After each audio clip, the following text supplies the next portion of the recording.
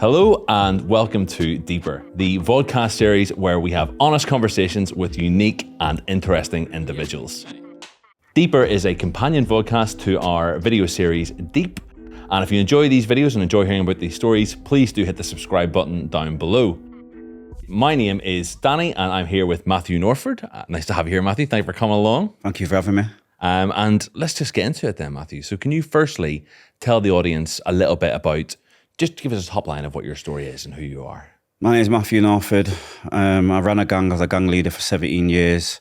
I went to jail for 6 years around the country, and now I turned my life around and now I'm a successful businessman helping the younger generation.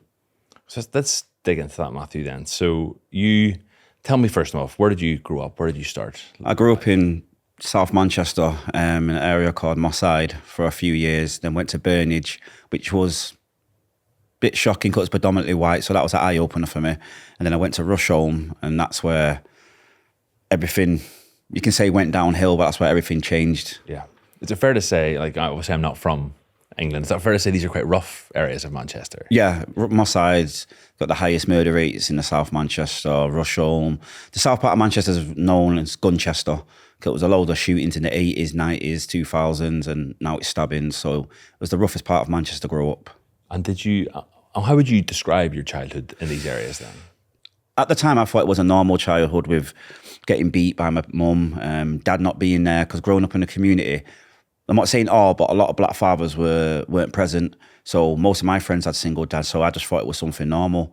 I had an older brother called Gary, and Gary was 2 years older than me, so we slept in the same bedroom. I used to have his hand-me-down clothes. I remember the bike, the Wildcat bike, where you pressed the button, it made noise. I had his hand-me-down bike, but Gary was my best friend. He was like my brother, my dad, my soulmate. We did everything together. So going to the same primary school, it was good. I was an outgoing kid. I was a class clown. I used to get beat by my mum for it. And I'm talking proper beat. I'm talking with Hoover pieces. I'm talking with curtain wires. I'm talking with metal pot spoons. It was one of them, when you hear the drawer open, and if you know about when the metal clanks together, obviously you know it's the metal. So when the drawer opened and I didn't hear the metal, I knew it was the wood. That was all right. I could take the wooden stick. But as I got a bit older, about 5, 6, I noticed my mum treated me different than my brother Gary. In sense, like, no matter what happened, I was always the one who started something. I remember being 6 and I was infatuated with fire. So I got the little packet of Swan matches, I lit it, and I just used to burn the paper. I wouldn't burn the grass. As soon as it got down to my fingers, I'd let it. I don't know what it was, I just loved fire. So one morning, my infinite wisdom, I'm 6, I can remember it clearly. I've got my white fronts on.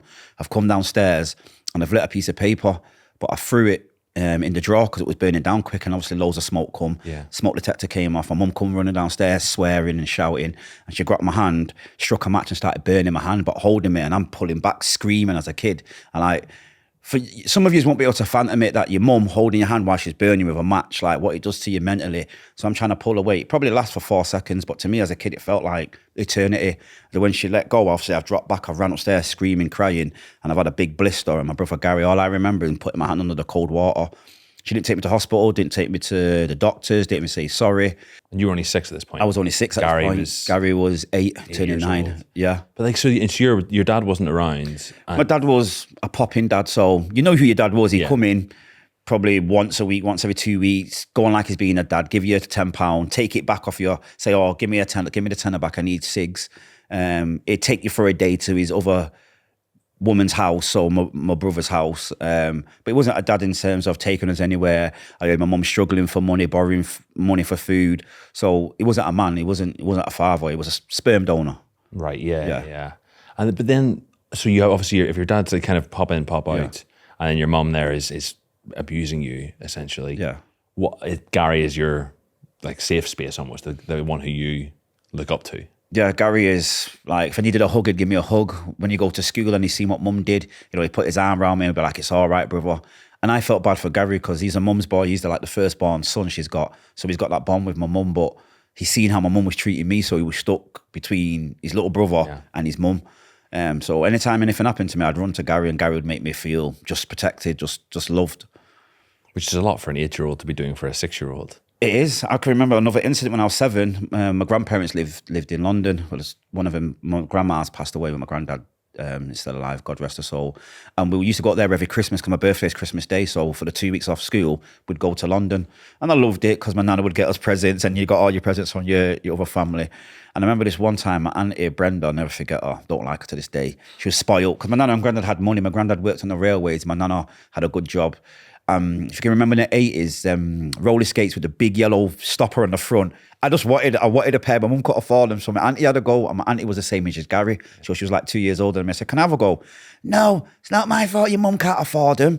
Now, when someone says that to you, especially it's a family member, it hurts. Yeah. So when she's took them off and gone upstairs, I just put them on. Now, I'm a 7-year-old kid just going up and down my nana's garden. When you're young, your nana's garden looks like a football field. Now I could hop, skip and jump to the end of it, but I was so happy. I was on cloud nine, like, oh, this is how the kids feel. 5-10 minutes, no longer than that, she'll come running out. Take them off, you tramp. Now, as a 7-year-old kid, that hurts, especially when your mum's like being nasty to you.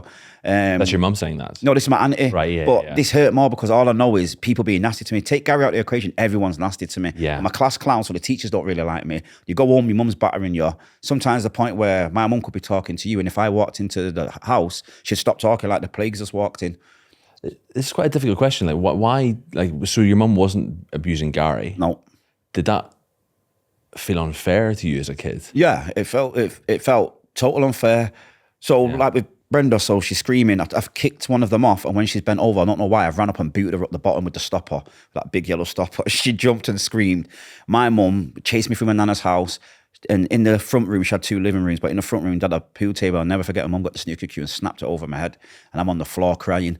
And my nana's got up and gripped my mum by the throat and said, why are you always doing this to this kid?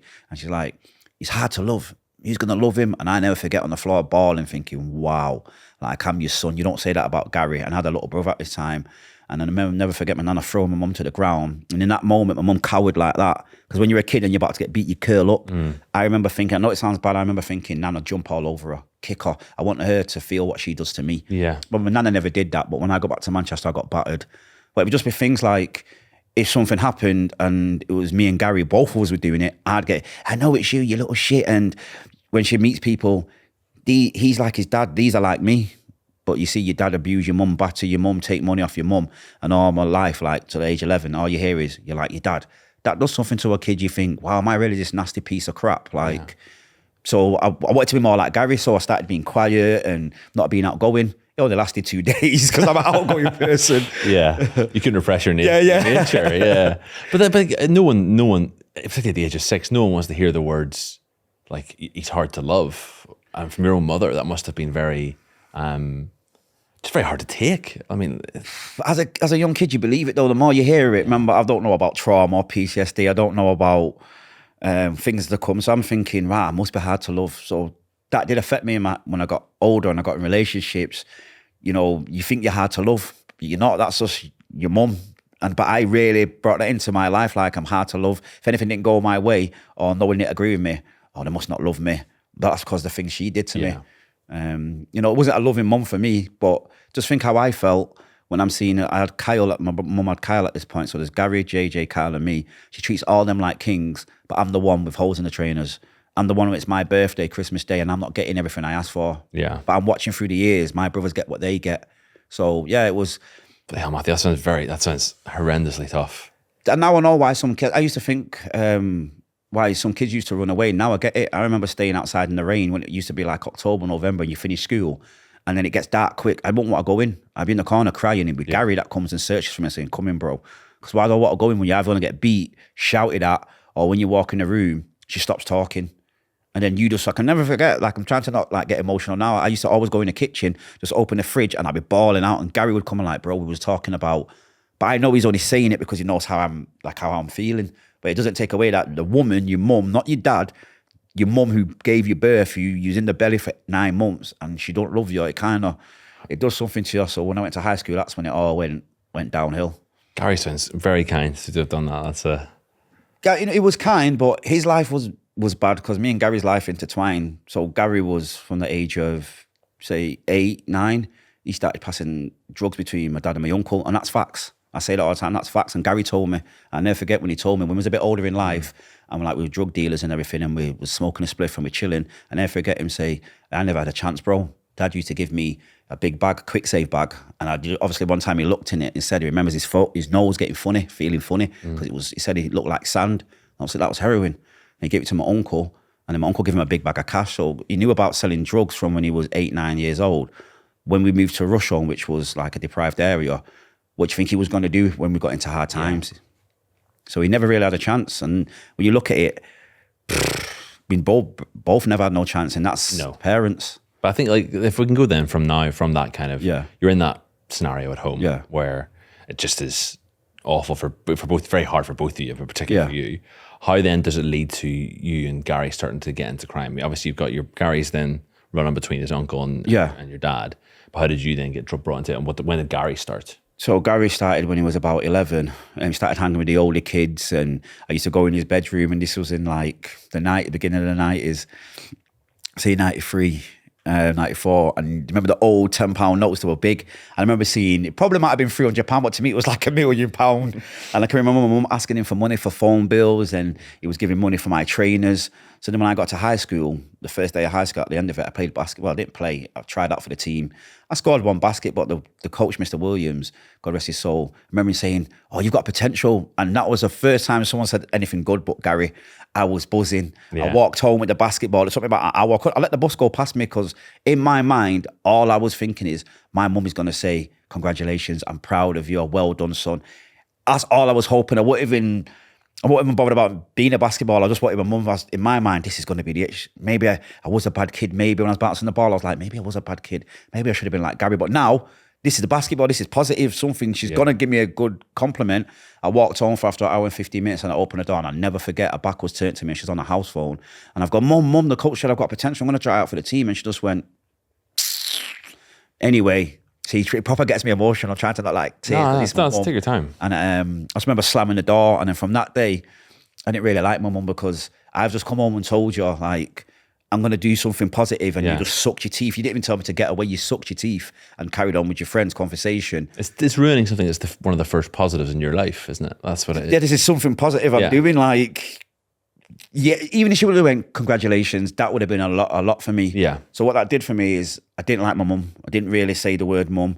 But I'm going to basketball now, so I took it serious. And in the first year, I started playing for Manchester boys, Manchester Giants, and Northwest boys. Then by year 8, the second year, I was playing for England boys.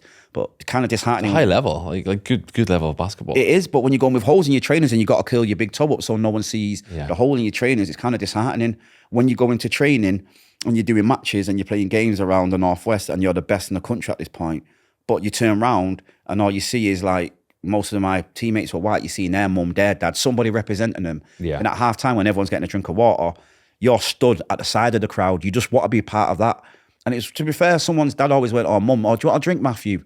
But then at the end of it, when everyone's getting in their dad's car or mum's or auntie's car and going home, I'm on the bus on the other side of Manchester, having to get back to Rusholme, going through gang-infested areas. You're scared at night, and then you go in and say, "Mum, we've won." And she's like, yeah, dismissing you. It's like, why should I make you happy? Oh, I'm doing this to make you happy. I might as well make Gary happy. Gary's a gangster by this age. Gary's selling drugs. He's got a big chain. People know him. I might as well make him happy, because if I need anything, he's the one there. So without a role model, my decision making was, I'm going to make Gary happy, which is to do what he's doing. So do you see this sort of as like the crossroads moment of your life, where it's like you're going, you could, if you'd been encouraged, you could have gone down this basketball path. That was, or you could follow Gary into the world of crime, which was all around you at that point. To me, it was a crossroad. If my mum would have came to one game, and I said this to her many times, if you would have came to one game, and I know she had pressure, she's got 3 kids, finishing work and everything, but one game in 3-4 years when I was playing basketball, that would have been enough love to take me to the NBA. Yeah. Because by the time I turned 16, I had a scholarship on the table, but that crossroad with no role model, no love, and then Gary's telling me to stick at basketball. But I'm not thinking as a 11, 12-year-old kid that's making him proud. I'm thinking, if I sell drugs and get a name like you and I can just be with you every day because I love him that much, that will make you proud. It makes sense why you'd want to be around him. Yeah. He is the positive in your life that's not basketball. Yeah. And Gary came to some games as well, and Gary encouraged me, but as much as he wanted me to do basketball, he wanted his brother by his side. No one's going to have your back like your brother, and I got that. So it was between basketball, Gary. What was Gary doing at this point? What was he? He was a drug dealer. People feared him. He had a name. He carried guns. And as a young kid, started smoking weed, started drinking alcohol, listening to Tupac, See Murder, watching Boys in the Hood, Menace to Society. that does a lot to your brain. Because now I want to be like Gary. I want to be like Old Dog in Menace. I want to be like, not Ice Cube because he died in Boys in the Hood, but you know what I mean? You want to be the gangster. So gangsters don't do basketball. Gangsters don't have scholarship. They sell drugs, they smoke weed, they disrespect women. And that was all I was doing. But Gary always used to tell me, do your basketball. Yeah. But words are cheap. When I look in his eyes, you could see that he loved his brother by his side.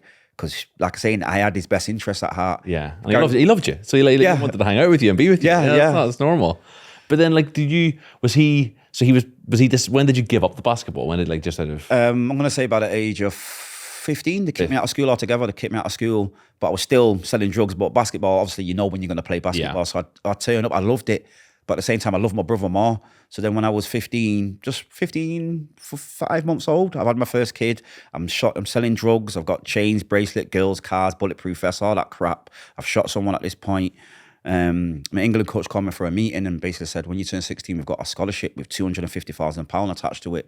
All we need from you is to pass your GCSEs, just English and maths, get C grades. Now, my first 2 years in high school, I was getting A's and B's. I was smart. Yeah. But it's a lot to concentrate and be that goody guy. It's very hard, like, to be good all the time. So I just thought, forget that, making all this money. And I remember sitting there thinking, I'm making this much money a day, like £1,000. I added it up thinking 365 days, do that twice. Yeah, I'd have around 700,000. Take a bit of money lost for the shorts. This is how dumb I was thinking. I thought, like, you see in the old Cockney movies, me and Gary used to say we're going to buy a bar in Spain and retire. How wrong we was. Like Del Boy or something. Yeah, and it just didn't go that way. I ended up getting arrested at 15 and, well, just after I turned 15 and a half. And at 16, they sent me to Stoke Keith Young Offenders. And that was an eye-opener. But just going to go back a little bit there first. So you started dealing with Gary then, getting involved. So what age roughly, just out of? 12, so started selling weed. About 12 you started selling weed. What was that like? Like, you're at this point still a child and you're doing something that is incredibly illegal. You're scared, but the adrenaline. Yeah. And it's like a mission complete. When you go and sell the drugs and bring the money back to Gary or whoever it is, and they're like, yeah, nice one, G. Right. That there, like, yeah, to him, that's like, not God, but that's the man of man. That's my brother. Or whether it's another drug dealer that I looked up to, who I grew up with, is like, yes, G, pat you on the back, here's 20 quid. Just like, yo, £20. Yeah. I remember just asking mum for a tenner. Now I've got 20 just from going around the corner. You don't know the dangers involved. Yeah. But you're just buzzing to make that money. And then, like I say, the person patting you on the back, like, job well done. You're not thinking, the life I'm going into, because they leave the none of it's glamorous, but they leave the painful bits out. They don't tell you what's to come. It's just, as a young kid, I'm making money. I'm a gangster. I'm in your car now, and you're a gangster with the big chain. Forget Boys in the Hood. I am Ricky in the front seat. Like, so you're being groomed by these people. Yeah. Essentially, it's like going, you haven't got a lot of money here. Well, I can give you a bit of money. Yeah. You can help me out. Yeah. But then and then it got more and more to the point you're now 15, 16. So why you kicked out of school, you said there? Yeah, kicked out of school. What was that for? Bullying kids, never coming in. Because when you're going into school, and even though, you're selling weed, you start smoking weed, so people think you make a lot of money. No, it's a perception. So when I got that from young, like, I'm selling weed, say I've got £50 profit, I'm smoking it with me and my friends. Yeah. So when I still have to go to school, you're pulling out £10 to buy food. I've got a dinner ticket. Wait a minute, I'm a gangster. So I start robbing kids at the ice cream van and charging kids to move up in the dinner line. And obviously the school had enough of it and kicked me out. Then I just thought, after a lot of years, I'm going to go full hard fledged in the street. I want to be that gangster from Rush Home with Gary. I want to have that name. I want to hurt as many gang members as I can. I want to be disrespectful. I want to have that bad name. But that's stupid. It's almost like you chose, I'm gonna go down the dark path. I'm gonna be a villain. Yeah. No. Did your basketball coach, was he disappointed? Yeah, my basketball coach was disappointed in me, but I didn't really care at that point. Yeah. It's Gary. I just cared about making Gary proud. If Gary would have said, go across the road and shoot you, I would have did it without a question asked, because in my mind, he's not going to tell me wrong. And did you say that you had a kid at this point as well? Yeah, I had a kid at 15, yeah. Kid at 15? Yeah. And then you're into kind of youth prison, was it youth penitentiary? Right? Yeah. Stoke Keith Young Offenders. Stoke Keith Young Offenders. So that your kid's still at home then? Yeah, with his mum. With his mum? Yeah. And you've been sent. So what was your experience like at Young Offenders? And what did you go for there? What were you saying? Intent to supply Class A drugs. Right, okay. Heroin and crack cocaine. A heavy one then at 15. But because I was in that life, you don't think it's heavy. No. And you've got all the elders telling me, oh, jail, you get wham in jail, you get big. Yeah. There's enough, man, you have jokes. So I'm thinking it's like a holiday camp. That first night you go there and that door shuts, like, hey, I'm not getting out till the next morning. What do you mean? I mean, there wasn't no tellies in the 90s. When I went in 1999, there was no tellies. You had to get a radio with batteries. Yeah. So the first time I went in a shower, and I'm there just showering, and a guy comes in butt naked with his private swing, and I'm like, what part of the game's this? Like, I wanted to say put your boxes on, but it was a big kid. So it was like talking to him, and I'm like showering myself. And then a few guys come in, they've got out, so I'm getting out, getting dried, and another kid's coming. I never forget, he went, don't talk to my man, he's raped 2 kids. I was like, what? Let's go stab him? Nah, because if you don't, and you don't kill him, he's going to rape you. I remember thinking, so it's not like you see on telly, a lot of paedophiles and rapists, they don't choose to go and check in. They can stay on the normal wing. Now, how many people want to kill a paedophile? People talk about it, but how many want to do it and risk? You're not coming out of jail for another 15, 25 years after that.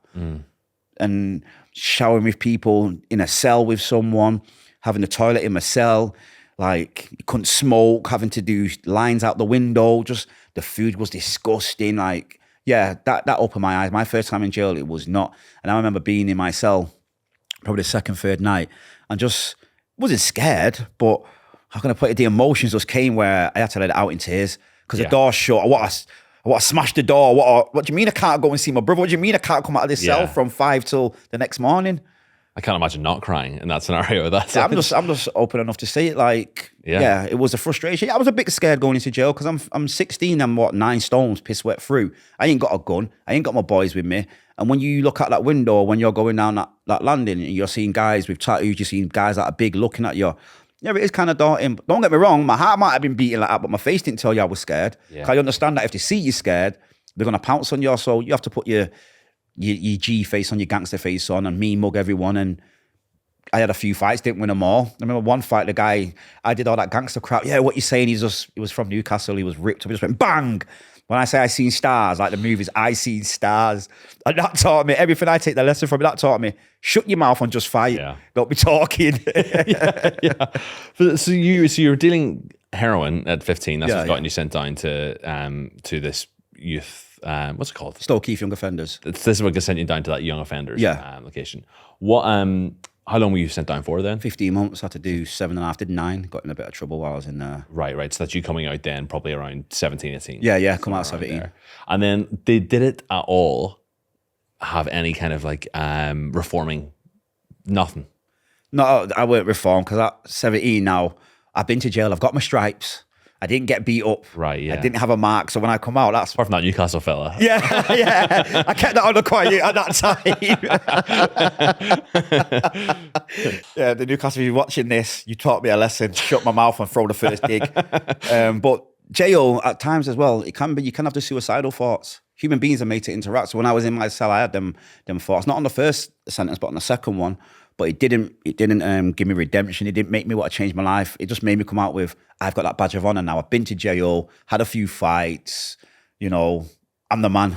And then you've come out, so you come out of prison. Yeah. Or, young offenders. And what is life like? What are you walking back into? I walked back into, I didn't tell my brother I was getting out, and Gary was there, and I just surprised him. He was like, rah, I thought you was out in 2 days. I was like, nah. So that was like the best part. But then you're on probation. You sell drugs because you need money. You don't know the police are already on you because they already know you're coming out and you're going to be dumb enough to do the same thing. Probation were trying to give me courses. But in my mind, I'm just thinking, probation, the whole system's set up to stop me doing what I'm doing. And I want to do that. I'm naive. And another part of it was, I've heard from my nana and my mum growing up that, I'm just going to say how it is. White people are against you. And especially when you watch films like Malcolm X, Martin Luther King. If you've ever seen American History X, where he puts the black guy's teeth on a curb. And horrid. So things like that. With the alcohol and the drink and the weed, it made me believe my mum, like white people are the enemy. So the court system, you got all the prosecutors, the judges, the barristers, the solicitors white. Jail, most of the officers and governors are white. Police, most of them are white. So I was believing that. Gives you us versus them. Yeah, attitude. So I believed it. Until later in life when I sat down and looked, and I met this woman called Jane, and she's my mum to this day, and I love her more than life itself. And I said to her, you know what? I was lied to. Because I was lied to. Ain't no white guy ever shot me. Ain't no white guy ever chased me with a gun. Ain't no white guy put drugs in my hands. It was all my own kind trying to kill me. So why was I believing what I was told about another race when I actually did interact with him? I've got good friends that are white, even from jail. But because you're young and you're dumb and you get groomed what to believe and feel, I kind of believed that when it wasn't true. It's not true at all. So you've come out now from this young offenders. Yeah. You're back into the the same world again. Yeah. But did it go from you being the person who was involved in this to then recruiting young kids into this world? Yeah, but you became the groomer that you previously had been groomed by. being groomed. Yeah. And to a point, I didn't know what I was doing because I'm getting you who wants to be around us. You can tell some kids want to be in that life. So I'd let you get in the car, put a chain in you, give you a name, drive. And I know you're thinking, I'm thinking, wow, my nickname was Skelly. I was a skinny guy. I'm with Skelly. Got the gangster music on. We're hitting a corner slow. We're smoking. I'm bringing you to the older parties. The girls know who you are now. You're selling drugs. You feel like a man. And I was only out for 12 months. In that 12 months, because of my stripes of shooting and going to war with people and now going to jail and coming out, I moved up with Gary. So me and Gary was running the whole of Rusholme. And I was only out for 12 months. And then I got into war with a gang in Moss Side called Dodderton. They shot my uncle. And then so we had to go to war. Then we shot one of them. And it's back and forth shootings. And the police raided my house, so my mum's house, and the mother of my child's house. And between the houses, they found bullets, bullets from a machine gun, money, heroin, crack cocaine, cannabis, jewellery, and bulletproof vests, and some ski masks. Me thinking, the way I was thinking, I let my son's mum go to jail. Because when I was in jail the first time, she spent some of my money. She spent like 10 grand of my money and cheated on me. So in my mind, what they found in your house, you can go to jail for it. And really, that was a coward's move. I should have been a man and took the charge. But because she did that to me, not thinking that I brought her into that lifestyle anyway, I let her go to jail. She got 2 years in jail. I ended up getting 4.5 years in prison. So just going to go back a little bit and then we'll come, because there's a lot to unpick there. So just to go back to see, like, when you're grooming when you're bringing these kids into this world, like, was there any part of you then that felt guilty about bringing others down the path that you followed, or were you just so in? One or two you feel bad for because you're using them and they're going to get spit up and chewed up and spat out. But most of them now, because the way I've seen it is, it's better you getting 13 months in jail than me getting my second time 4, 5, 6 years. And if I don't do it, you use the same thinking, someone else is going to get this kid. I might as well do it and pay the kid. But yeah, you don't understand you're ruining their lives. And the ones that I did not care about, to me, it was part of the game. I feel bad now, but back then, I really didn't care. One or two who, like, you get to know the situation, the mums struggling, like, they're just poor. You feel bad what you're doing to them. But the ones who actually want to come around and want to go shop for you, you're like, yeah, you deserve it because you want to be in this life. So, is there any, like, way you'd pick out who you would groom? Yeah, there's ways. So, the kids that are around you, the kids that's lonely, he's isolated, the kid that hasn't got the Nike trainers, the kid that he's got no dad and his mum's not calling him in at 8 o'clock and it's dark. Them kids that are wandering around, the kids outside the chippy, you can always see something vulnerable about that person. And if you become their friend and you can turn them against their parents, because if I give a young kid 10, 20 pound just for holding a bit of weed, and I don't even need them to hold it. I know that if I give you this, you're going to be like, yeah, Matthew, trust me. But then I'm giving you 20 pound. 20 pound at the age of 10 when your mum's struggling just to get you to school, that is a lot. And then the more money you make, you feel like a man now. You can say to your mum, yeah, mum, I don't need bus fare for school. And then other ways was you groom the mum. So you got the mum who's got 2 kids. You see her coming from Quick Save. Back then, Quick Save was the best place. And she's got like no frills. She's only got 2 bags. So you go to the house and she knows this is someone in your area, so they know you. You can't just go to a stranger. But someone who knows you, and she's like, oh, you're right, Matthew, can I use your toilet? So I've gone there, I've left a bit of weed upstairs. And then she's phoned me, oh, you've left something in the toilet. I've just put it in a bag. So I come and got it and said, yeah, I gave her some money. And I just said, listen, I know you're struggling. If me and my brother come here, we'll give you 5 ton a week. But anytime we come more than twice, we'll give you, like, say, £150, £200. So when we're doing drug dealers, like people from Birmingham are coming, we'll use her house. But then she's making more money. So now you see her with a leather settee, which everyone wanted, the recliners. Right. Instead of going to Quick Save and getting 2 bags, she's coming back in a taxi. Her kids, instead of having like Dunlop trainers, now I've got Nike going back to school. And I know it's bad. And then some of them, you sleep with them because, you're somebody and they feel that you love them. You tell them all that crap. But the bad part is when they want to stop and then she wants to stop, but you just basically use the money. Now, if you pull the money out of this house, she's going back to struggling. She's going right back to struggling. So it's kind of, that's the bad part about it. When you're grooming someone's mum and you're using the money, and these people don't really want to do it no more, but they're addicted to the money. Addicted to the money, and giving. You see it. It doesn't make you feel good, but needs must. So basically, like, obviously this county lines has been a big thing that's discussed in the UK over the last few years. Now, I don't actually know very much about it, not coming from England or coming from things. So can you explain to me and the audience what county lines is and how kids were used in this way? So county lines is taking a kid from, say, Manchester to Preston or Blackpool. It's going across county lines. And it gets sold that, yeah, you're just going to chill in this house, you give you weed, you give you food, you're just going to sell the drugs. But the reality of it is the kid's going to get taken from where he knows is familiar and safe. He's going to take it to another county, another city. He's going to get put in a drug addict's house. And these drug addicts look like death warmed up, most of them.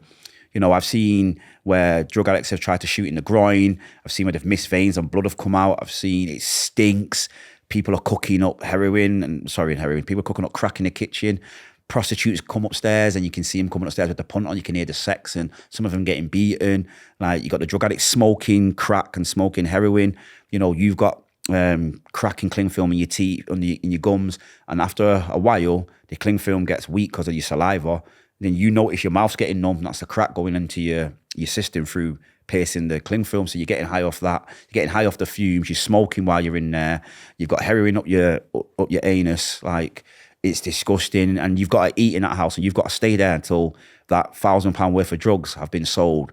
That kid wants his mum. He wants his dad. He wants his bedroom. He wants his house. But he's not going to go there because he's been tricked by people like how I used to be, to thinking that this is the way to make money and this is what you do for the gang or whatever lie you're telling him. But when you actually see that kid after a week, 2 weeks, they look skinny, they look dark, they're scared, they don't want to go back. The mum's worried. And remember, it wasn't like now where it was safeguarding for kids and everything. There was no safeguarding. If the mum didn't go to the police, which they wouldn't because they're scared, you've got full control of the kid. But that kid mentally, you see the difference in that kid. After 2 weeks to a month, you see that kid's mental capacity drain. So you're basically taking the kid, giving them a load of drugs to sell, putting them in another house in another county. Yeah. And then they've got to sell that drugs in that wherever they are located there. Yeah. What were you saying there about the tinfoil? So it's in the kids' mouth, in the... Yeah. So you get your little £10 or £20 rocks. Obviously, you cut the crack up. You put it in cling film, twist both and tie it again in a knot or a double knot and put it in your mouth. Now, you've got them all lined up there under your tongue. Obviously, that's if police come in. I can have a conversation with police. They're going to check you. Cracks up there. Yeah. The other parcels in my bottom. So when... after a while, your saliva, you notice your gums get numb. Anyone who's done it, you notice your gums getting numb, and that's because the crack has pierced through the cling film, and now you're getting high. But what about when there's 3, 4, 5 smokers smoking? You're running up your little spliff, and you're smoking, not you think you're inhaling the fumes, what they're puffing out. And the things like the prostitutes coming upstairs, and you can hear some of them getting battered, and drug deals are getting made, and this kid's just sat there, 11, 12, 13-year-old kid, not ready for what he's seeing, and he wants to go home. But at the end of the night, the shift's not done. Move them £1,000 worth of drugs, and you got other drug dealers coming in there. Yeah, it's for a young person, it's scary. It's brutal. Like, so young to be in that kind of experience so young. It must really damage these kids. Yeah, when I was doing it for myself, but even then I used to sit back and think, what am I actually doing in here? Like I'm saying, when you just see how grimy it is, then when you actually come outside and get a breath of fresh air, you just think, that was can't even think of the word, but that was a mess. In that house it was a mess. So obviously, like, now you're at this point, just to recap where we are, you and Gary are drug dealing and you've got some young kids working for you as well across what was the estate called? Rusholme. But then how do things escalate from there? Because you went deeper into the criminal world at that point, didn't you? From there, escalated in, because one of the older ones got shot by a gang in Mossad called Dodderton, and they shot my uncle. So then obviously we went to retaliate and shot one of them, and then it's back and forth shootings. But that moment when something happens, your heart's pounding thinking, this is it. It's not like the movies. It's not like it's all just easy. You're thinking you're in a car with my older brother, with someone else. Gary's got a gun, I've got a gun, and you know that you could murder someone tonight. That plays on your mind. I ain't gonna lie, I was hoping we didn't see nobody, and thank God we didn't see no one. But I was glad that people see me in that car, because that gets your name out there. Oh, I seen Skelly and his brother last night riding around. They were looking for whoever. Then obviously you're pulling up to people. Have you seen such and such? That gets your name out there. But then it was time to shoot somebody, and then you catch someone and you shoot and you see them drop. And then you have that moment, should I run over and finish him, or should I just bounce and run? Obviously I chose to bounce and run. But then for a split second when you're with your boys, you're lying to yourself. Oh yeah, I just shot such and such. Yeah, that was my work. Rare. But as soon as you go home and you got your conscience, remember, I'm not a seasoned vet. I've not been doing this like in the army. So it played on my mind like, say if he died. Because you don't know what's happened when you shot someone in the fall. So I'm thinking, what happened if he dies? And then I'm there smoking and I'm thinking, oh, life in prison. Oh, should I go on the run? All these thoughts in your head.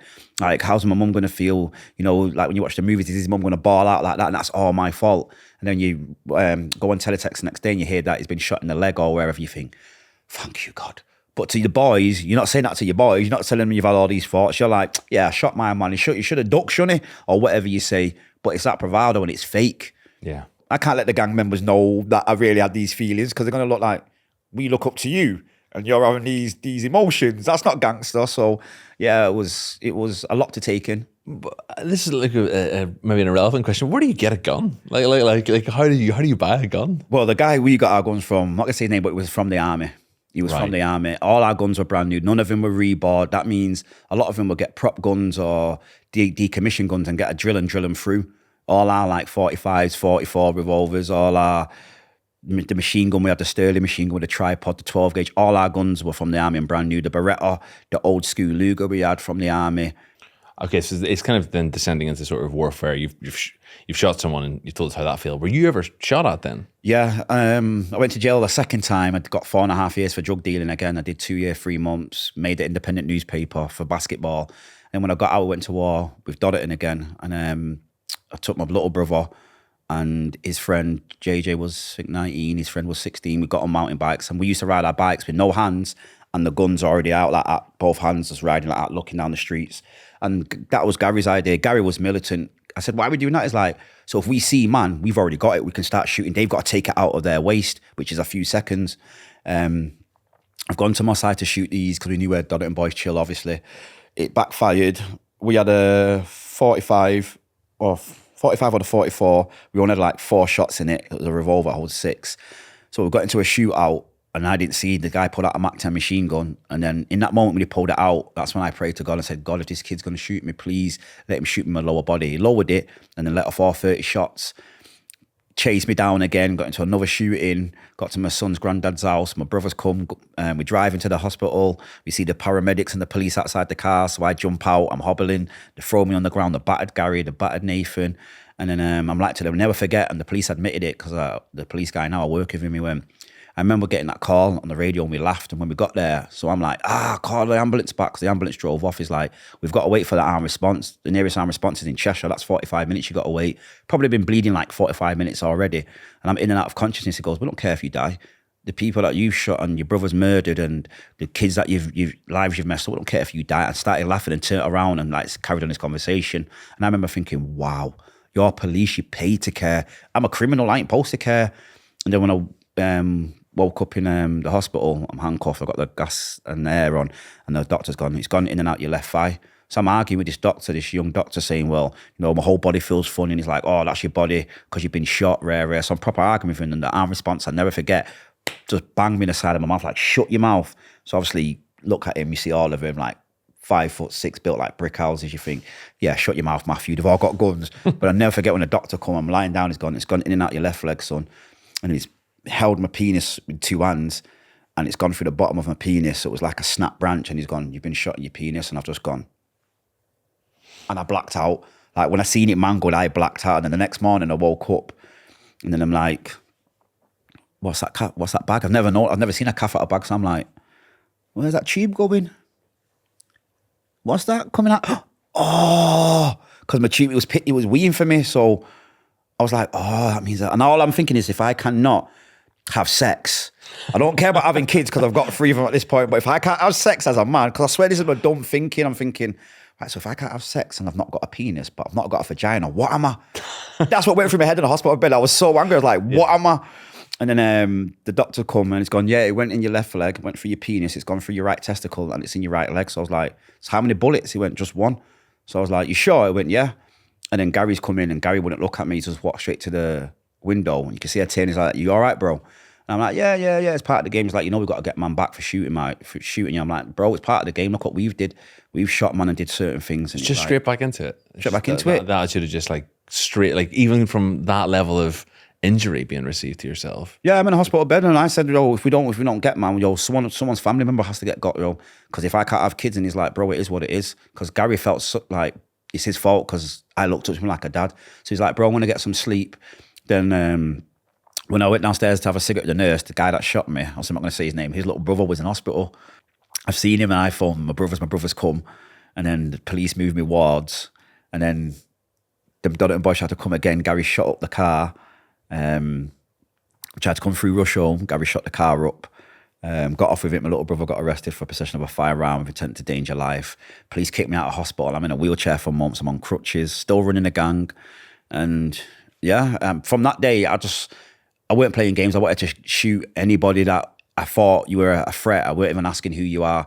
I'm just pulling my gun out and shooting. That made me super paranoid. If I seen 2 black guys or more, if I ain't got a gun, I'm getting off because I'm thinking they're coming to kill me. And yeah, I remember that night I got shot. I had a bad nightmare that they were standing over me with a machine gun. And I remember jumping up in my hospital bed, and my baby mother was there. And I'm like, where's Gary? Where's anyone? Where are they? She's like, no, the police are outside the door. I'm like, yeah, that psychologically, that does something to you.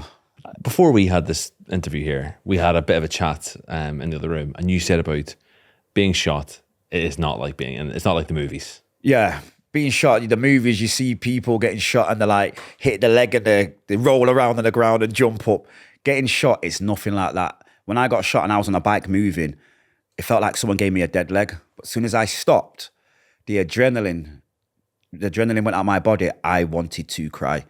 That burning bullet just sat in there in my leg, like it didn't go in and out. It went through everything and landed in my right thigh. I wanted to cry. Only reason I didn't is because there was a lot of crowd around me, and I was just thinking, if I die now, because I didn't know where else I got shot. So I'm thinking, if I die now, are they going to say at my funeral, this guy died crying? So I thought, no, I don't care. That's how stupid I was thinking. I thought, if I'm going to die, I'm going out like a gangster, and I'm just, just going to be like, but I'm not crying, even though I wanted to, because that bullet was burning me.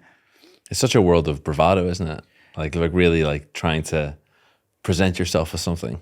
You know what? It's a fake. Most, like I said, if there's 1,000 gang members, let's just condense it to 1,000 gang members in Manchester. I'm going to say no more than 50 are real, born to be in that life. Like, they don't snitch. They don't, they're made to be serious. They're not a joker. They go to jail. They're a leader. There's not so many. Most of us do it because you love your brother. You look up to this guy. You've been groomed. That guy's like your dad or whatever. Some people choose to get in it, and you watch the career, they're made for it. So how many times were you in prison? I was in jail 3 times altogether. 3 times. And what's the total sentence of those 3? 6 years altogether. 6 years. And this is, so what age are you in your 3rd term there? 3rd term, I'm 26, turning 27. You're still a young man. Yeah, still young. Yeah, still young, 20s, yeah. Oh, I would consider it a young man. I was still a boy. Yeah. But what was that experience like then? What was it like? Because obviously we talked about young offenders. Yeah. What are British prisons like when you've been in gangs and been in this type of drug dealing and stuff like that? That's when I went to Strangeways, and that's the big house, and that was like, we let gates open, like, oh, here we go. This is Strangeways, where you get the serious of the serious, but the officers got with me. Like I said, I know quite a lot of people. Like Rusham and Gooch got on together, so I had allies in there. Because we hear nowadays that prison is easy, yeah, and prison's soft. What is life in prison actually like? For someone who loves life, if you've got ambitions, you've got dreams, jail is boring and it's just repetitive. It's just long. Now, me and you in the same cell for 6 months. What can we talk about? After the first 2 weeks, we've said all our stories. Yeah.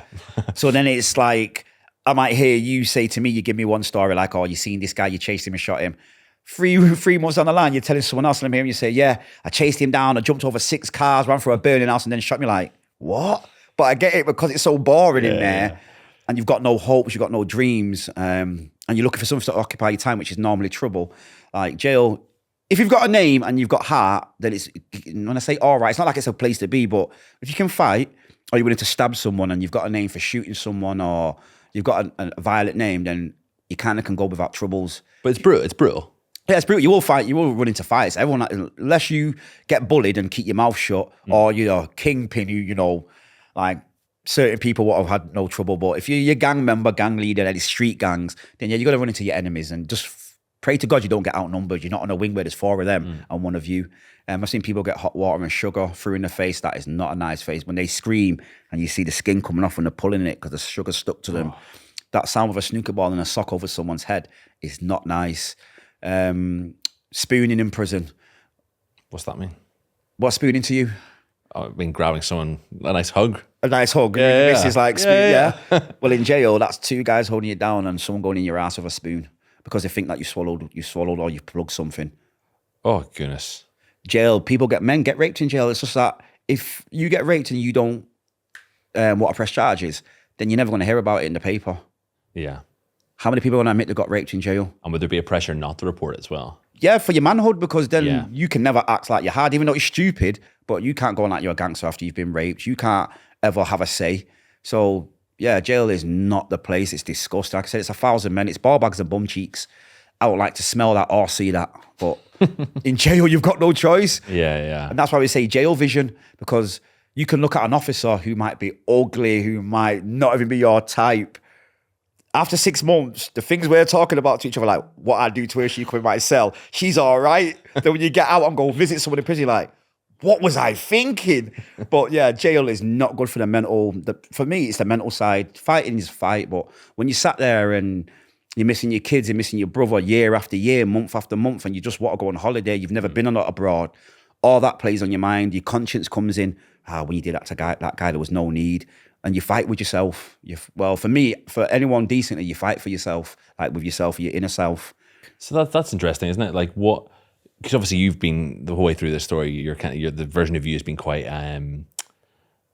full in that world. But there's still, even then, it's still you're wrestling with your demons throughout the entire thing. And prison forces you to kind of sit there with them. Sit there with him. I openly say it. Like in my talks, I didn't want to be a gangster. I did it for the love of Gary and trying to make him proud. I'm an outgoing guy. I love women. I love having fun. Basketball. I'm an outgoing guy. To be in that game, the things you're going to see mentally, you've got to be able to deal with it. I only dealt with it to make Gary proud. If Gary would not have been there, I would not have been a gangster. And if he did and then left it, I think I would have had a mental breakdown because I only was strong because I didn't want to let Gary down. That was a level of our love. Yeah. Imagine Gary hearing, Matthew's on PC. Don't get me wrong, when I'm on the wing and there's 3-4 guys who want you, I can't have Gary get in that car like, bro, you checked in PC. Even though it might have been a smart thing to do, I'm going to face it because I just don't want to let this guy look at me in a bad light. That's how much love I had for him. But do you think Gary loved it? Nah, Gary didn't love it. He wanted to be, Gary had a good heart. He wanted to do a lot of things for kids. Like when he used to tell me, if I ever win the lottery, I'd do this for kids. I'd open kids' homes. One of the big things he wanted to do is get people who've got loved ones in jail, get them a free bus to the jail. Like he had so many plans, but as the oldest brother, I understood that we're all in this life. His 4 younger brothers, he can't be the nice guy because we look up to him. So how can you be the nice guy and your brothers look up to you in a world of violence? So we had to be that part of him he didn't want to be. So we all looked up to him and people knew not to mess with his little brothers because no one in Manchester can ever say I'm lying. If anything was happening and Gary pulled up, everyone got off. Or what was happening, you'd stop it because Gary, God rest his soul, he's murdered someone. Not proud of it, but Gary was a murderer. And I've seen things that he's done. I've seen how he's waited outside people's houses to try and take the soul. So, like I said, some people are made for it and some people ain't. And Gary was just fortunately one of them ones that made for it. But do you think, again, there's a bit then of like bravado from him to, not from him, but to kind of show you how, like, this is what we got to be. This is what we got to be. Spot on. Yeah. 50-50. Half of it was, Gary was a silent guy. Gary would sit in this room and not speak to none of you until one of you speak to him. And he wouldn't give you away anything because he don't trust you. But on the other side, he had to be like that because we're all in a gang. He can't show us that soft Gary playing at home with his kids. He used to go on at me for like doing dishes and cooking because I've always had kids. Oh, bro, what you doing? Going on like you've got an apron on, let her do it. And when he died, his baby mother used to tell me, Gary used to come home and cook. And I'm like, I get it though. I get why he couldn't show that side of him. And then what happened to Gary? Yeah, so I was in jail the third time, and in my thinking, it's only 6 years. 6 years is a long time because you're going to do half of it. So 3 years is a long time in jail to anyone watching it. But when you've been in jail for your third time, you think, I've did 9 months, I've did 2.5 years. So basically, 2 years, 3 months. Another 9 months on this one is not very long when people are doing life and everything. So I was in an open jail, I was getting to go home and everything. Went home this week, Monday to Friday, seeing Gary, my kids, my brothers, my mum. Gone back Friday, Saturday, Sunday, Monday, Tuesday. I've got a mobile phone, so I'm speaking to them every day. Wednesday morning, the 27th of July, I remember waking up, got my roll up, got my coffee, and I'm sitting there thinking, 27 days, I'm going home again for 5 days. And this inmate come running over. Now this inmate talks verbal diarrhea. He lies. He would tell you his name's Nathan and then tell me his name's James. Like he just lies for no reason. So 7:30 in the morning, I'm sat outside on the bench. It's a hot day. I'm thinking, yeah, I'm going to go college in a bit. And this guy comes running up and I'm like, oh, what does this guy want? Like, what you saying, bro? He's gone, have you heard what happened last night? I've gone, nah, what happened? He's gone, 2 of your brothers have been stabbed. I've gone, nah, we shoot first. And he's gone, nah, they did, one's dead. So it's too early to get my mobile phone out because obviously everyone's moving about. So I've gone on a prison phone and I'm like, morning, mum. And mum's like, morning, son. I'm like, what's going on? She's like, nothing, just with your brother JJ going to Liverpool. So I'm like, oh, all right. So I'm thinking, when I catch this guy later, I'm going to knock him out. But I had that little feeling in my gut. Not sure. I've just gone, mum, forget all that. What have you heard about my brother? Because I'm in an open jail, she was so scared because open jail, like I said, it's not called escaping, it's called absconding because there's no gate to get through. You just jump over the little hedge and you're gone. So my mum was scared to tell me, so I've just gone, forget all that, mum, what have you heard about my brother? And I never forget, she just went, Gary's dead. I said, you what? I said, yeah, your brother's dead. He got stabbed last night and his heart is dead. Your brother Kyle's on life support, so, in a coma. So I put the phone down, gone to my cell. And obviously, when I'm going to my cell, obviously I've slammed the door open because I'm like in the mode of like crying, but I'm still in shock. So there's a guy on the phone, I'm not gonna give his name, but he's a Dodderton boy. His friend was the one that shot me. And so he's come to my cell and he's like, wow, I've just seen what's up, bro. And I'm like, Gary's dead, he can't be dead. And my hands are shaking. So he's put the telly on and I've just heard Gary Mullings stabbed last night, died. And I swear it felt like someone was just stabbing me in my heart repeatedly because like I saying, I loved him more than my own life. And my hands are shaking and he's took it, he's rolled it, he's given it me. I don't even want it. So I've gone outside and everything and I'm like crying and bawling my eyes out. And Jane Carr's like my mum, she works in the jail. She was a drug and alcohol worker. And I just got close to her by just talking to her. I never forget, I heard a voice. I heard Satan's voice. I don't care what anyone watching this thinks I'm crazy. I know I'm not crazy. I've never took no hard drugs in my life. I heard a voice tell me to say F God. I'm a spiritual person. In that moment, I looked up and I remember it was on the tip of my tongue. And I just remember another voice saying, don't say it, Matthew. And I didn't say it. I just said, God, why have you took Gary from me? Why have you did this? And then in that moment, the officers have phoned the wing and said, send him to reception. He can go home. So, because that's the law in jail. When you're in an open prison, if something like that happens, you're allowed to go home for 2 days because you're in an open prison anyway. So when I've got there, I've got my hands on the desk and I'm bawling my eyes out. I'm in disbelief. I'm not even angry yet. I'm just in disbelief. Like, I spoke to him last night. Do you mean he's dead? But I'm proper bawling my eyes out with your lips like snot's coming out my nose. I mean like someone stabbed me. This is like my dad, my best friend. So my hands are on the reception desk and I've got my head down crying. I've just felt click, set of handcuffs. I'm like, I didn't even say enough. I just looked up like to say, what you doing? And the governor's come and said, the officers have told us who you are. You and Gary run a gang. What is the police suspect you of all that, the shootings and everything? And if we don't get you out of this jail and you abscond and go and kill the person that did it, we'll be held responsible. So they sent me to Marlin's prison. That first night I went to sleep, I remember speaking to Gary clear as day and Gary telling me he's dead and I'm crying. He's like, it's all right, bro. I'm going back home to God. And when I've opened my eyes, I thought, yeah, Gary's not. Seeing the metal toilet, I thought, oh, he's really dead. This is not a dream. So about 4 weeks go past and the law in this country is if your mum, dad, brother, sister, kids die, you're allowed to go to the funeral. They've took paedophiles, they've took rapists, they've took murderers where police escort. I'm a Cat D prisoner. I'm the lowest form of prisoner that you can get in this country.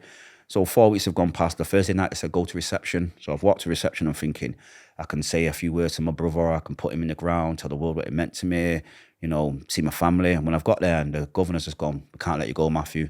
Police have told us for your safety, the officer's safety, people at the funeral, because you and your brother ran the gang and there's going to be your gang members with guns. There might be people looking to cause retaliation. We can't let you go. When I say I dropped to my knees, I'm not scared to say. I remember looking around the governor's office for some scissors. I just wanted to kill myself. I wanted to be with my brother. I don't care what. No one don't know my... People who know me and Gary know our bond. Like, you didn't see one without the other. And I'm thinking, I'm not going to be able to say goodbye. So, after about 2 minutes later, they've gone, we're going to take you to the Chapel of Rest. It's not been done before in this country, but the police said they're going to be waiting there for you. So the gang police, Rod Carter, who knew me personally, Dave set it up for me to get there. So I've been handcuffed. And I'll never forget on the way down from Doncaster to Manchester, I forgot he was dead because they're talking to me, they're making me laugh. So when I'm smoking a cigarette, I'm out the window, I'm just thinking, freedom. So when we've got there, the officers are arguing, the police, and the police take the cuffs off him. What if he runs? If he runs, he's going to run to his mum's or his girlfriend. He's not going to run. If you don't want your jail turned upside down, take the cuffs off him. It's his brother. And I'll never forget when I walked to this cold room and I'm like, who's in that casket? These people are tripping. I don't know anyone that's dead. And when I looked at Gary was like a fair-skinned guy. He looked like mixed race. He was darker than the night sky. And I remember like the movies, you know, you can touch the hand was frozen stiff on his thigh. That destroyed me. I dropped to my knees. I was bawling my eyes out. I said, take me back to jail. They're like, you want more time? I was like, take me back.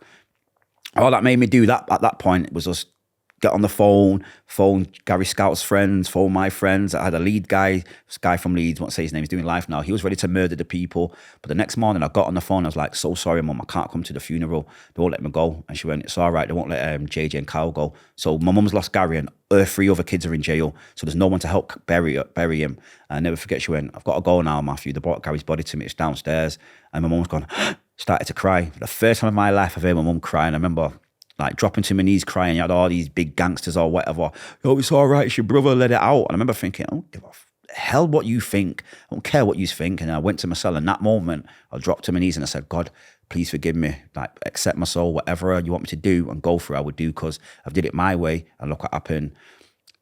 For 18, I was in jail about 60 months after that. That was the worst 60 months of my life. I was crying every day.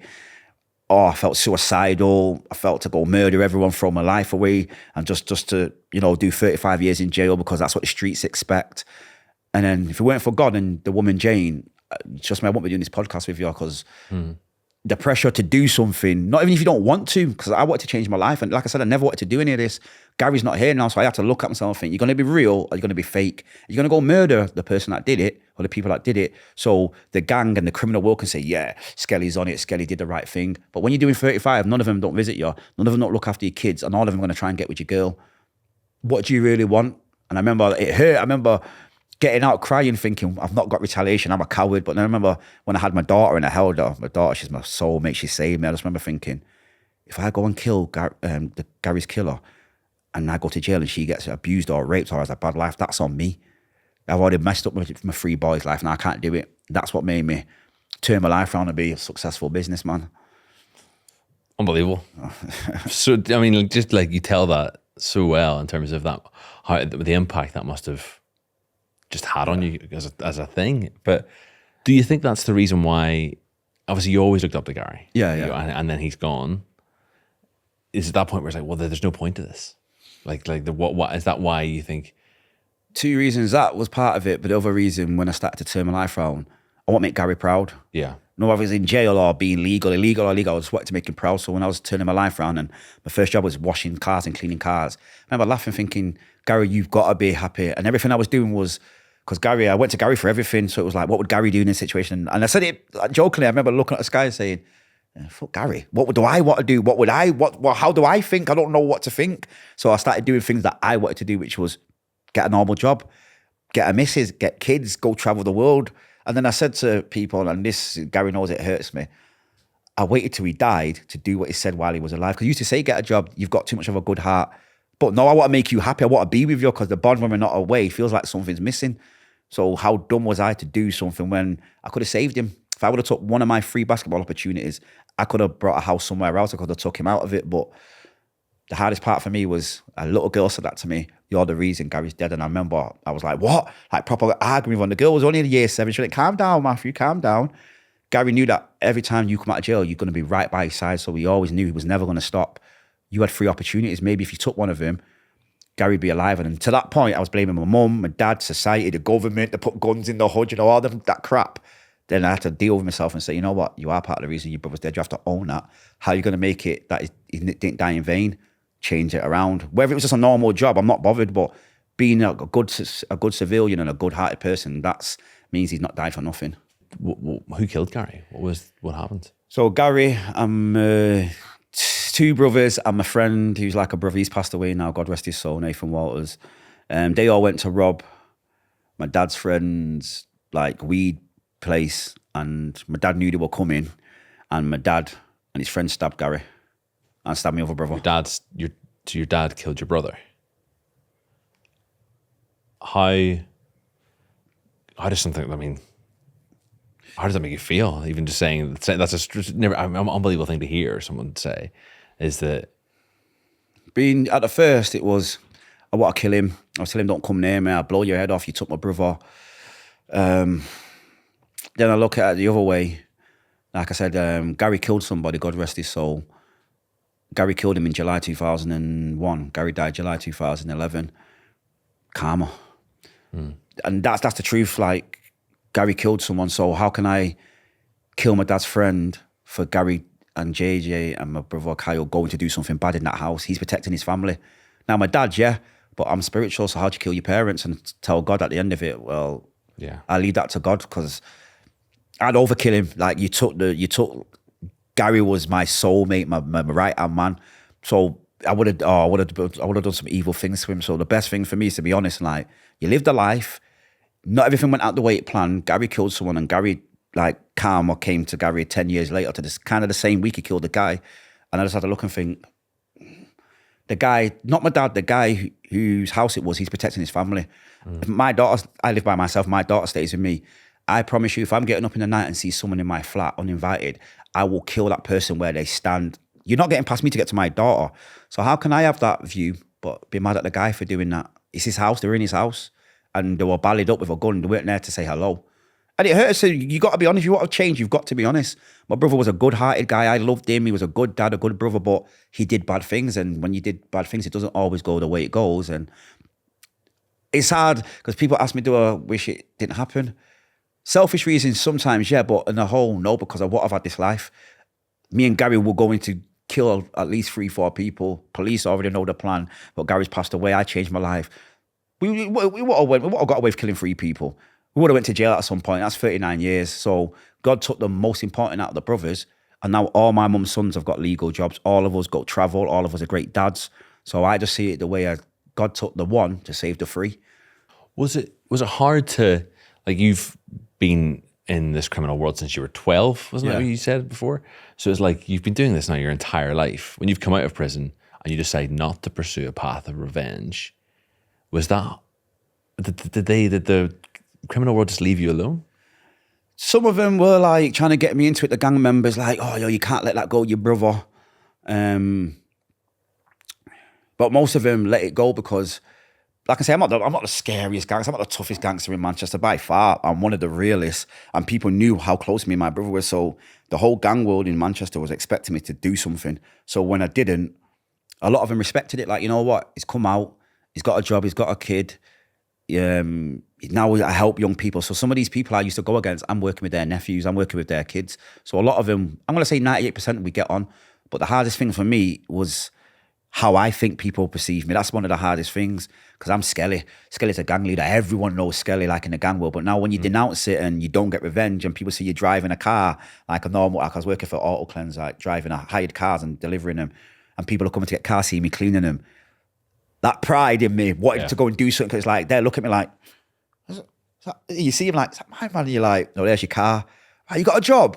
Go on, man. And when the first one from my side, who I didn't like the area, went, proud of you, man. Like, I mean it, man. Yo, your brother will be proud. That hit me, because me and him weren't even friends, but for him to say that, it's like, nah, I mean it, bro. Like, your brother will be proud of you. Like, you left it alone, bro. You'll be doing life right now with the rest of them. And I remember driving away thinking, yeah. But then I seen a guy that just said, killed my brother. And when I see my dad, and I was at the lights, and I remember looking, and for a good year and a half, I felt like a coward, because I've shot people just because you're from a different gang. My brother's died. Am I using my daughter to not go and do it? Is that the coward thing? Am I using, oh, your brother would want you to change your life around, and I'm looking at the guy thinking I could get out this car and punch you in your heart and give you a heart attack. And I remember looking at my daughter, and I just remember thinking, it's not worth it. Like, Gary did, like, back to that thinking, Gary and JJ and Kyle went to do something bad, it backfired. I can't blame this guy for protecting himself. And I remember driving off crying, like proper bawling my eyes out, feeling like a coward. Then about an hour later, I remember just parking up, just thinking, I did the right thing. Because, yeah, everyone would have been for a second, yeah, my man's sick, my man's... But when you're in jail doing your 35, how many people see you? How many times are you going to hear that knock? Sorry, your mum's died, your brother's died, or your sister's got cancer, she's in the hospital, and you can't go and see these loved ones. So, yeah. I think there's a high percentage of people who are in this world do want out. Like, someone come up to you and saying, I'm proud of you for getting this job at Autoglass. Like, do you think there's a lot of them that actually would love to actually start again? Yeah, a lot of us would like to start again. If not, why do people wait to mid-20s, early 30s to get out of it? Because we've been jailed, we've lost somebody, we know the pain of getting shot or getting stabbed or battered. It drains you spiritually. But it's like I say, people care what other people think. Oh, my man's a buster, my man's not on it, rare. When gang members or criminals get that they don't care attitude, and then you get a nice woman or someone who's in your corner like, I'm proud of you. When someone says that to you, then you've got something to work towards. But with no one saying that to you, it's like, I might as well just do what I know. It's easier, innit? It's hard to get direct debits. Like, just when I got my first direct debit, I thought the bank robbed me. Like, what's this? What's this about? When I got taxed on my check, I was like, Mum, they've took money off. And Mum's like, Matthew, it's called tax. I said, so can I take it out before 12 o'clock? She went, they take it out before it goes in. Just things like that. I had to laugh to myself and not care what anybody thought of me. Like when I had Primark shirts on, like I could afford designer shirts. I definitely could afford £220 trainers. But even now I make money. I've got a Primark black t-shirt on because I don't care what anyone thinks about me. I know my daughter's financially nice. I know my kids are nice. So to me, that's what it means to be a good dad. My kids are nice. It's a nice t-shirt as well. Yeah, it's only $250. And then tell us about then the work you've done now since, like, because you've obviously used your story to try and reach out to the kids who are going down that path. So I started my own company called One Message, the number one and message, all one word. So we go to schools, we do assemblies, we do after school clubs, we do sessions in the park. It's all free. We do train teachers, social workers, police, do a lot of stuff like this. But for me, one of the best things is because I make a lot of money. So just for an instant, a quick breakdown. We work in a primary school. It was the day where kids come out their own clothes, and there was some kids with like, they were getting bullied because of the clothes. So me and Michelle Gleason, who works for me, she's my CEO, we said to the teachers, give us the poorest kids, like whoever they are, and ask them what they want. Karaoke machines, everything they want, we got, and plus more, and gave them money, and then got other families.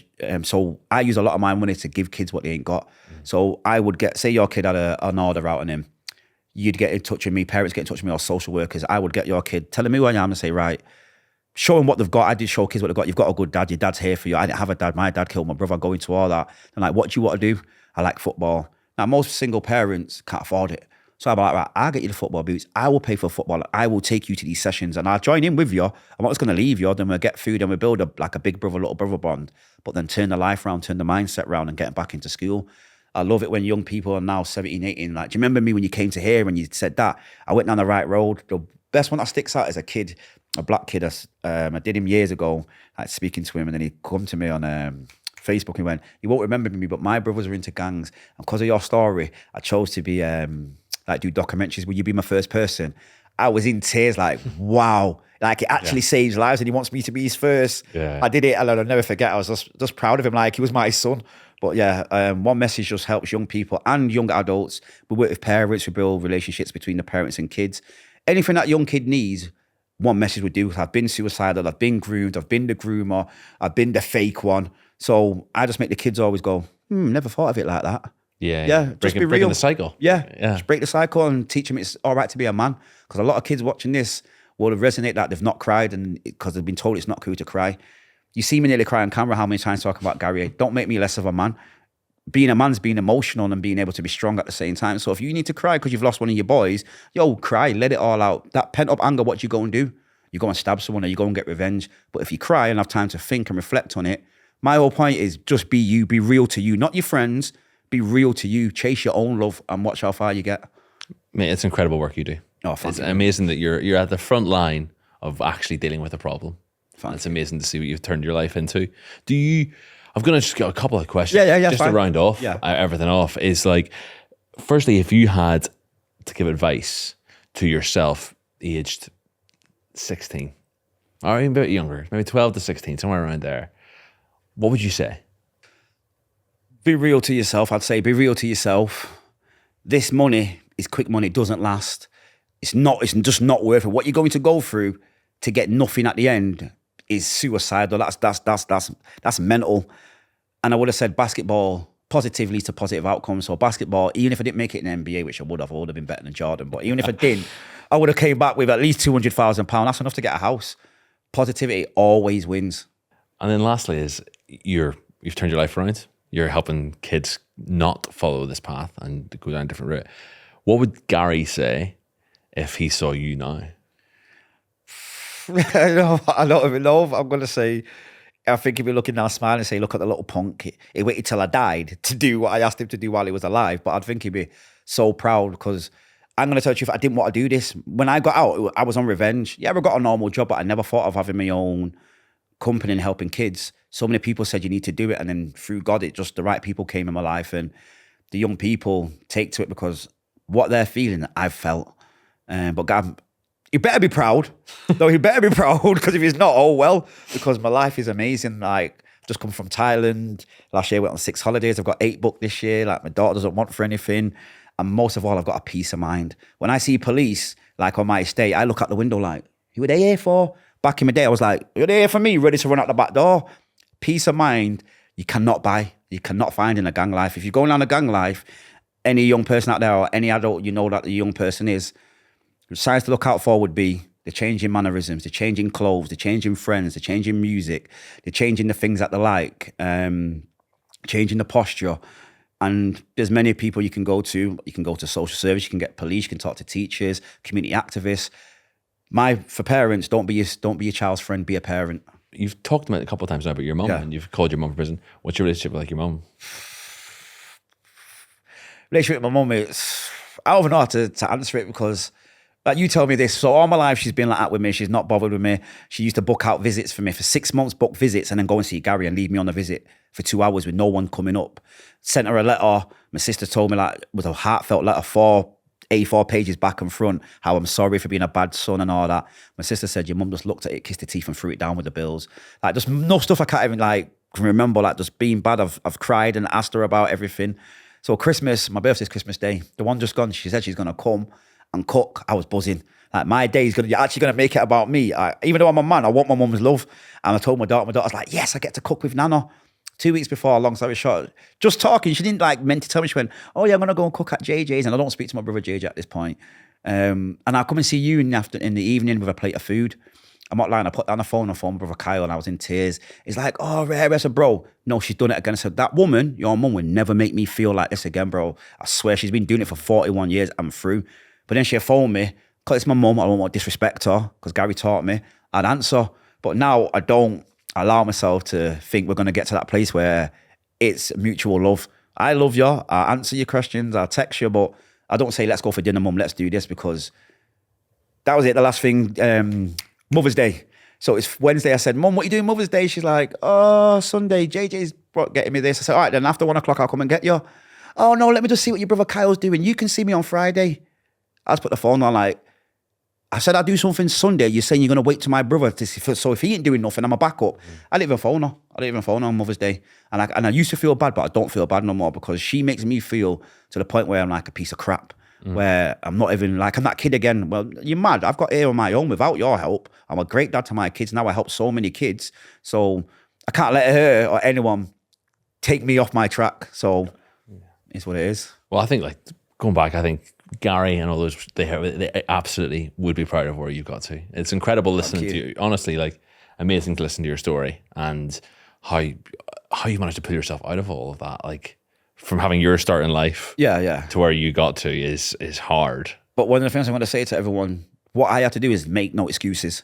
When you look at yourself and be honest with yourself, there's people in Sri Lanka, different parts of the world where have seen famine, seen rape, seen murder, seen the village get burnt down, but they still go to school, they still pray to God. So who are we in England, in a first world country? You've got Samaritans, you've got more than the average person I've got in the different countries to get help. So who am I to moan? And let's be honest, it was most self-inflicted. We chose to do gangs. Yeah, we got groomed, but at some point we knew it was wrong and we still carried on. So I can't blame no one, but yeah, my dad and my uncle to a degree, but we actually did it. Trust me, crime ain't worth it. It doesn't pay. Being educated and being legal and a good person pays off. I'm living proof. Don't make no excuses. It's not about where you start. It's about the middle bit, that journey, and it's about where you end up in the end of the race. Matthew, that's everything I have to ask. Oh, thank you for having me. Thank you so much for coming along and sharing your story with us. Is there anything you want to say that you haven't said so far? Just be a nice person. Don't let colour, religion or anything not make you be friends with someone who's different than you, because different is good. Be a nice person, put God first and watch how everything comes into place. But do it yourself. Don't rely on nobody, because no one's going to love you and pick you up like you're going to pick yourself up. Matthew, thank you very much. Give us a handshake, guy. Thank you very much for having me.